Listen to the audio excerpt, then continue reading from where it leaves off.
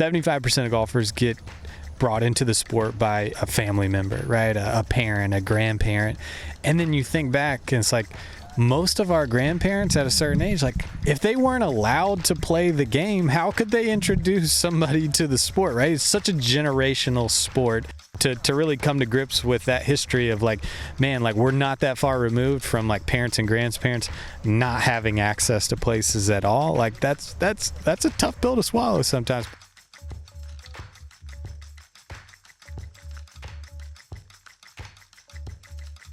If you're familiar at all with the history of North Carolina and the civil rights movement, you're probably aware of the Greensboro Four. These 4 students at North Carolina A&T University staged the sit-in at a segregated Woolworth's lunch counter in Greensboro. They refused to leave after being denied service. The movement quickly spread throughout the South, and though many were arrested and harassed, this civil disobedience led Woolworths and other establishments to change their segregationist policies. But here's a story you may be less familiar with. Just 2 miles down the road from A&T's campus, at the intersection of Martin Luther King Jr. Drive and Florida Street, sits Gillespie Golf Course. And the courage of 6 black golfers back in 1955 helped integrate the game of golf. Without them, we wouldn't have Tiger Woods,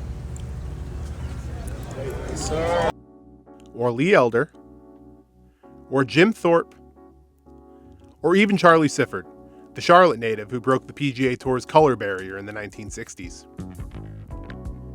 I'm Josh Sullivan, and together with WUNC youth reporter Chris Williams, we traveled to Greensboro and paid a visit to Gillespie Golf Course to learn more about this monumental moment in golf and civil rights history. This is the story of the Greensboro Six.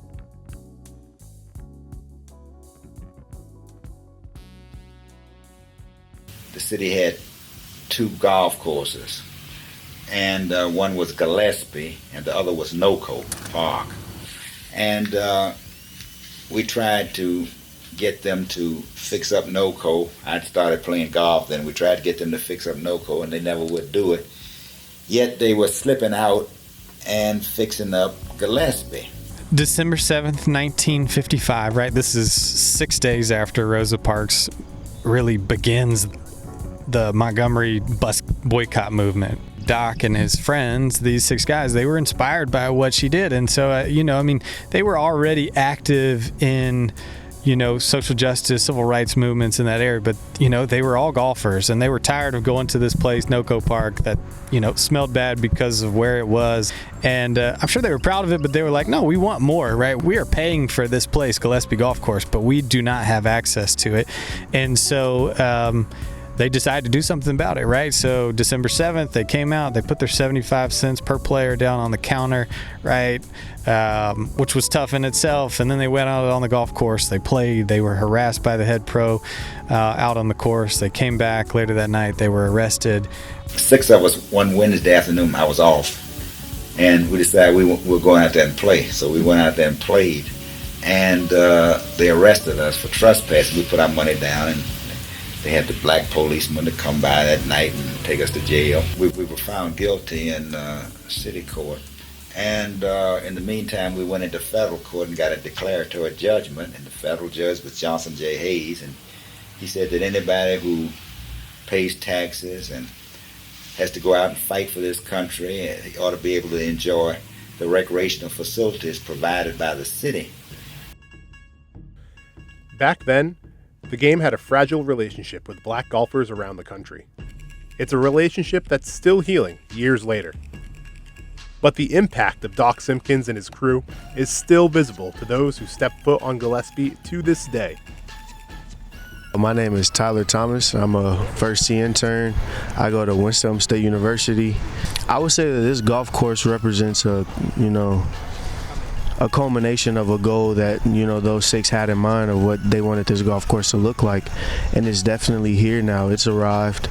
The vision is definitely it's came to fruition. So I would say that this golf course is just a representation of that story, a representation of trials and tribulations as African Americans in this country, and means a lot to be able to be an intern, being here, and pay homage to those who paved the way for me.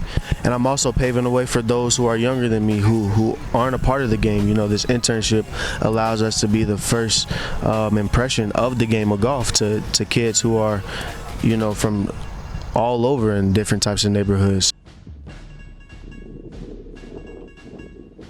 I think I might have a different history from anybody else because, unfortunately, I never got to meet my great-grandfather, but he played golf, and at the time, because of the color of his skin, he couldn't go professional with it. But like I said, I never got to meet him, but I use that as I would say, a chip on my shoulder as motivation now, because I get reminded a lot by my Meemaw and my dad how much I get reminded of him, or how much I remind them of him through me just playing golf, and how proud he would be of me. So being at Gillespie and then knowing the story of the Greensboro Six, seeing how they paved the way for black golfers just to start playing anywhere at that point, because back in the day, you know, my grandfather, he was only allowed to play select courses, either ones that you were caddied at or ones that you were asked to come to. Outside of that, you just weren't allowed to play. So knowing the story of the Greensboro Six, how they kind of were the aviators for us to play anywhere, and now that we can't play anywhere, it's just amazing.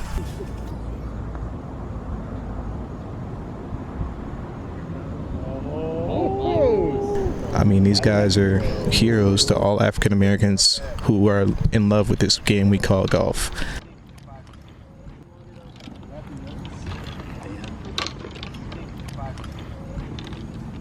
Before the PGA Tour's 85th Wyndham Championship in Greensboro, community members had a new way to remember and share the story of the Greensboro Six: a mural at Gillespie Golf Course honoring the bravery and the legacy of the Six. The Wyndham Championship, First Tee Central Carolina, and Gillespie Golf Course enlisted artists Vincent Ballantine and Andre Trenier to paint a mural that paid homage to the Six. The mural features the civil rights icons alongside Sifford and several other golfers from the current generation. It honors the trailblazers and recognizes those who are next in line.